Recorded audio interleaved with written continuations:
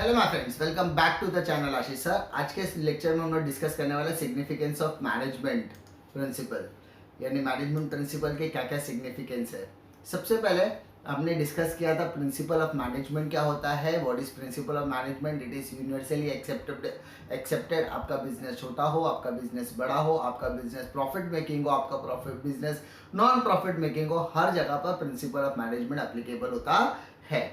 तो सिग्निफिकेंसेस जो हमने डिस्कस किया वही सारी चीज़ें यहाँ पर भी दी है।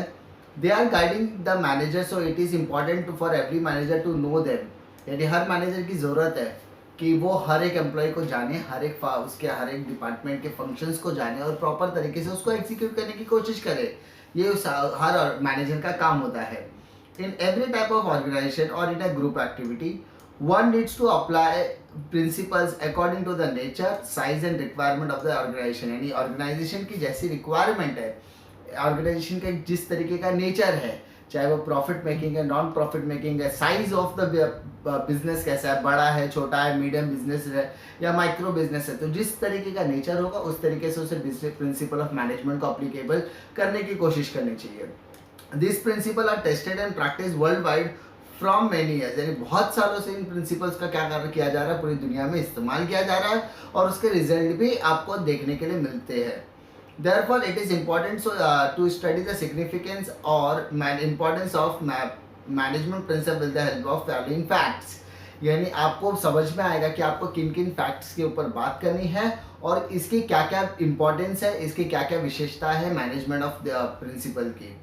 अब ध्यान दीजिए, पहला पॉइंट है provide useful insight of the managers. यानी मैनेजर के अंदर जो क्यूरियोसिटी होती है, मैनेजर जिस तरीके से प्रॉब्लम का सोल्यूशन निकालने की कोशिश करता है, वो सोल्यूशन निकालने के लिए भी इन प्रिंसिपल्स ऑफ मैनेजमेंट का इस्तेमाल किया जाता है।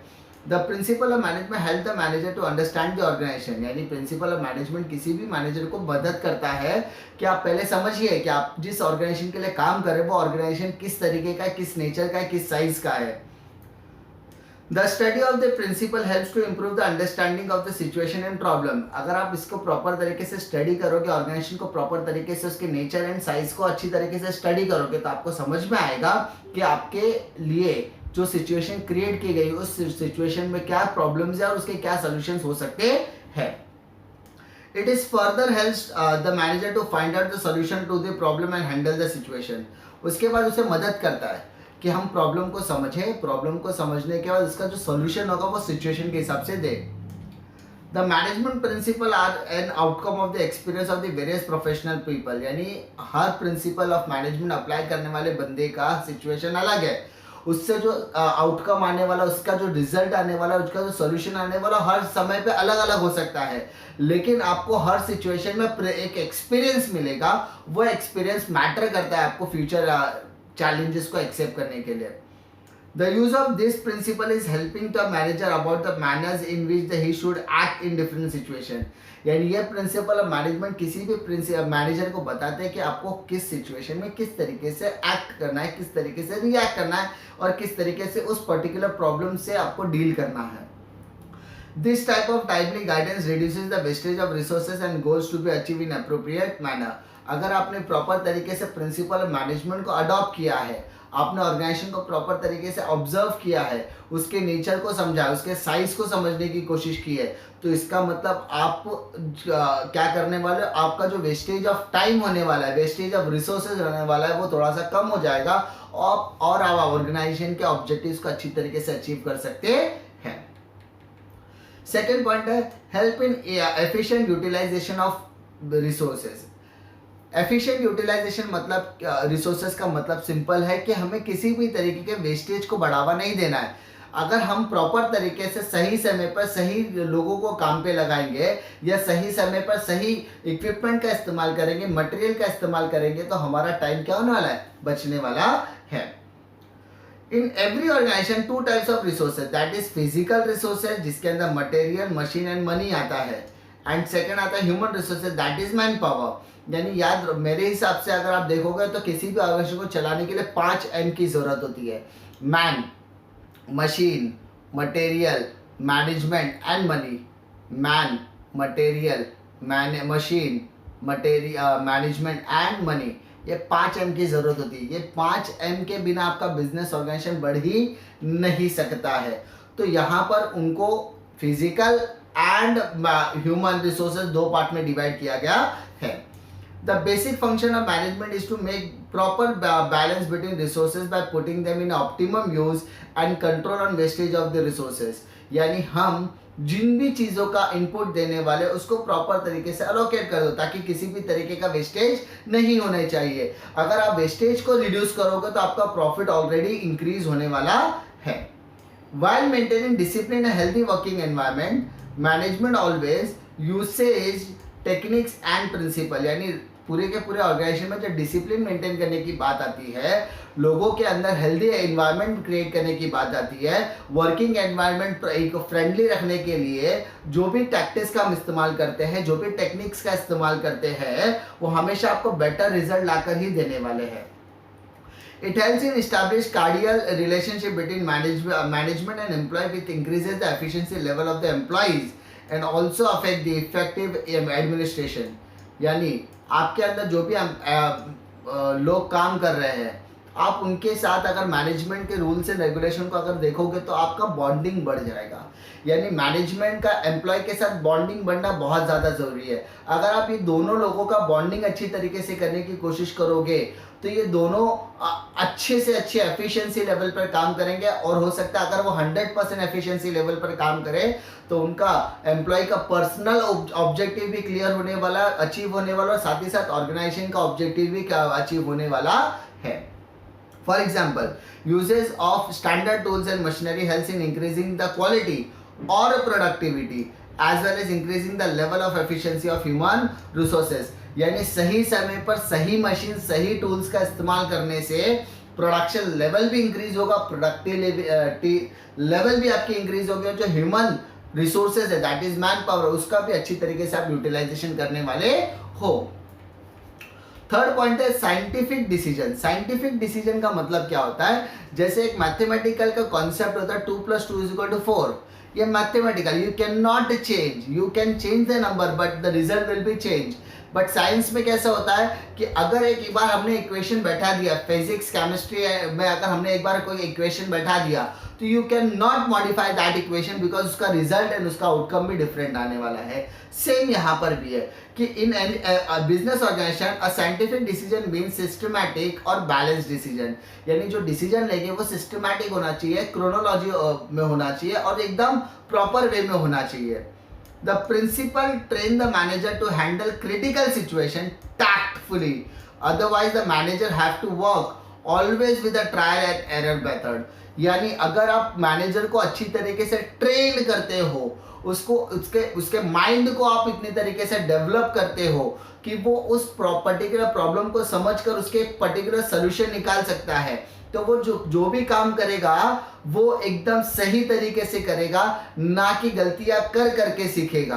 ट्रायल एंड एरर मेथड का इस्तेमाल नहीं करेगा। ट्रायल एंड एरर मेथड होता है कि पहले देखो, सही बैठा तो ठीक, गलत बैठा तो फिर वापस सीखेगा। ऐसा नहीं, अगर आपने उसके माइंड को प्रॉपर तरीके से ट्रेन किया है, आपने उस पर्टिकुलर बंदे को आपने हर चीज, हर टेक्निक को सिखाने की कोशिश की है, तो वो जो चीजें करेगा वो एकदम टैक्टफुली करने वाला, सिंपली और अच्छी तरीके से एग्जीक्यूट करने वाला है। With the use of various management principles, one can get idea about the how to analyze the situation, to research alternative options and their result। यानी एक अगर आपने जो मैनेजर को अपॉइंट किया, अगर आपने उसका माइंड प्रॉपर तरीके से शेप में कर दिया है, उसको ट्रेन अच्छी तरीके से कर दिया है, तो वो सिचुएशन को समझेगा, एनालाइज करेगा और उसके अल्टरनेटिव ऑप्शंस निकालने की कोशिश करेगा, और हर अल्टरनेटिव ऑप्शंस के अल्टरनेटिव रिजल्ट्स भी देखने के लिए आपको मिलेंगे। अंडरस्टैंडिंग सोशल रिस्पॉन्सिबिलिटी, हमें क्या करना है? सोशल रिस्पॉन्सिबिलिटी को समझने की कोशिश करनी है।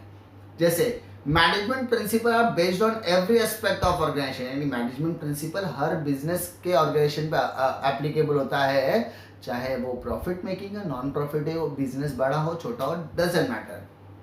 They are not developed only with the view of handling the resources effectively, but they guide management in understanding the social responsibility of the organization। यानी इन मैनेजमेंट प्रिंसिपल को सिर्फ और सिर्फ इसीलिए नहीं कि हमको सिर्फ प्रॉफिट कमाना है, उसके साथ साथ हमें ऑर्गेनाइजेशन की सोशल रिस्पॉन्सिबिलिटी को भी फुलफिल करना है। अब सोशल रिस्पॉन्सिबिलिटी किसके प्रति, सामाजिक जिम्मेदारी किसके प्रति, सबसे पहले एम्प्लॉय, क्योंकि एम्प्लॉय जो होता है किसी भी ऑर्गेनाइजेशन का बैकबोन होता है, रीढ़ की हड्डी होती है। अगर आपने एम्प्लॉय को खुश नहीं रखा तो बिजनेस कभी भी आपका सक्सेसफुल होने वाला नहीं है, क्योंकि आपके ही रिप्रेजेंटेशन को एम्प्लॉय आगे प्रेजेंट करता है। दूसरा, कस्टमर को सेटिस्फाइड करना इज वेरी वेरी इंपॉर्टेंट। आपके इन्वेस्टर में शेयर होल्डर भी आ गया, डिबेंचर होल्डर भी आ गया, डेप्ट होल्डर भी आ गया, लोन होल्डर भी आ गए, क्रेडिटर होल्डर्स भी आ गए। उसके बाद आपको सोसाइटी को सेटिस्फाइड करना है, गवर्नमेंट को सेटिस्फाइड करना है, एंड सोसाइटी के प्रति जो रिस्पॉन्सिबिलिटी उसको फुलफिल करना है। तो आपको अलग अलग लोगों के प्रति क्या अपनी सामाजिक दायित्वों को भी निभाने की कोशिश करनी है, so that they can focus on providing quality products at a reasonable prices, avoiding artificial and monopolistic situation in the market, fair competition, fair remuneration, change in environment, healthy working and standard tools and machinery। यानी यहाँ पर सभी चीज़ों के बारे में बात किया है। अगर मैं एम्प्लॉय की बात करूँ तो एम्प्लॉय को फेयर रेम्यूनरेशन मिलना चाहिए, फेयर चार्जेस मिलना चाहिए, फेयर प्रमोशन पॉलिसी के थ्रू जाना चाहिए। अगर कस्टमर की मैं बात करूँगा तो उसको quality product at a reasonable price मिलना चाहिए। सोसाइटी में पॉल्यूशन फ्री एनवायरनमेंट होना चाहिए, गवर्नमेंट को प्रॉपर टाइम पे आप टैक्सेस पे करो, आप एनवायरनमेंट चेंज करने की कोशिश करो। तो ये सारी चीज़ें क्या हो गई, आपकी सोशल रिस्पॉन्सिबिलिटी में आ गई। फिफ्थ पॉइंट है एनकरेजेस रिसर्च एंड डेवलपमेंट, यानी R&D, यानी रिसर्च एंड डेवलपमेंट। यानी जब आप प्रिंसिपल ऑफ मैनेजमेंट जो होता है वो डायनेमिक इन नेचर होता है। डायनेमिक मतलब क्या होता है कि आप कुछ भी जो भी चीज़ें लाओ वो नया होना चाहिए। अगर सारी चीज़ें कॉमन है, सारी चीज़ें सबके पास एक जैसी है, तो कोई उसका इफेक्टिव यूटिलाइजेशन होने वाला नहीं है। Their nature goes on changing along with the changes in business world, यानी जैसे जैसे बिजनेस का एस्पेक्ट बढ़ेगा, जैसे जैसे बिजनेस का नेचर बढ़ेगा, जैसे जैसे डे बाय डे कंपटीशन बढ़ेगा, तो बिजनेस में अडॉप्ट होने वाली स्ट्रैटेजीज को भी चेंज करना पड़ेगा। Over the year they have developed to suit the current need, यानी हमेशा जो प्रिंसिपल ऑफ मैनेजमेंट है वो हमेशा रिसर्च एंड डेवलपमेंट को बढ़ावा देता है, और research and development current need यानी जो लोगों की ज़रूरत है उसके हिसाब से काम करने की कोशिश करते हैं। It enables the manager to bring the consistent improvement in them, यानी टाइम टू टाइम लोगों के अंदर इम्प्रूवमेंट आना बहुत ज़्यादा ज़रूरी है। Management adopts new trends at working place automatically, यानी मैनेजमेंट क्या करता है, वर्किंग एटमॉस्फेयर को के अंदर वो चीज़ें ऑटोमेटिक क्या करता है, अडॉप्ट करने की कोशिश करता है। रिसर्च एंड डेवलपमेंट, अब क्या नया करे, अब क्या नया करे। These guidelines help the manager to make the comparison of used principle with the expected outcome, यानी हमने जो चीज़ों का पहले से इस्तेमाल किया, जो प्रिंसिपल्स को हमने पहले से अडॉप्ट किया, उसका रिजल्ट क्या है। अगर रिजल्ट सेटिस्फैक्ट्री है तो उसको इंक्रीज करने के लिए हम और किस तरीके से प्रिंसिपल्स को यूटिलाइज कर सकते हैं, यूज कर सकते हैं, और किन किन प्रिंसिपल्स को इफेक्टिव यूसेज में ला सकते हैं। इफ नीडेड, अगर ज़रूरत पड़े तो management can modify the principle according to the situation, as a management is having a liberty to take the decision at their own. जैसा कि आपको पता है कि मैनेजमेंट को अधिकार होता है कि वो टाइम टू टाइम अपने डिसीजन चेंज कर सकता है डिपेंडिंग ऑन द सिचुएशन। तो सेम चीज़ है कि प्रिंसिपल ऑफ मैनेजमेंट को भी टाइम टू टाइम मॉडिफाई किया जा सकता है, डिपेंड्स ऑन द सिचुएशन।